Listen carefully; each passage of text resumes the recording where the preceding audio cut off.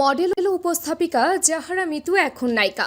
নায়িকার সঙ্গে একজন চিত্র পরিচালক ও নায়কের সঙ্গে একটা সময় প্রেমের গুঞ্জন চাউর হয়েছিল, তবে সেসব এখন অতীত। নতুন খবর হলো এবার দুই ক্রিকেটারের সঙ্গে প্রেমের সম্পর্কে রয়েছেন মিতু। বিষয়টি নিয়ে অন্দরমহলে তুমুল আলোচনা। জানা গেছে বাংলাদেশ জাতীয় দলের ক্রিকেটার নাজমুল হোসেন শান্ত ও তাওহিদ হৃদয়ের সঙ্গে প্রেমের সম্পর্কে জড়িয়েছেন মিতু। এই নায়িকাকে নিয়ে নাকি শান্ত হৃদয়ের মাঝে দ্বন্দ্ব শুরু হয়েছে। প্রশ্ন উঠেছে, মিতু তুমি কার?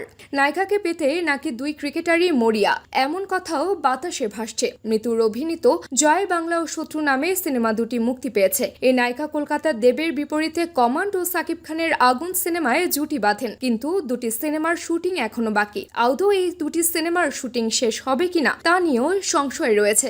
এমন একটি সময় মৃত্যুর ক্রিকেটারের সঙ্গে প্রেম নিয়ে নতুন গুঞ্জন চাউর হয়েছে। যদিও ক্রিকেটারের সঙ্গে নায়িকার প্রেমের বিষয়টি নতুন নয়।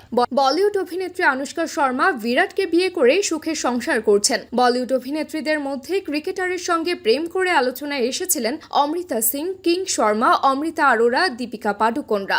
অমৃতা সিং ক্যারিয়ারে তুমুল জনপ্রিয় থাকাকালীন রবি শাস্ত্রীর প্রেমে হাবুডুবু খেয়েছেন, যদিও সেই সম্পর্ক পরিণতি পায়নি। আরেক বলিউড অভিনেত্রী কিম শর্মার সঙ্গে যুবরাজ সিং এর প্রেমের গুঞ্জন চাউর হয়েছিল।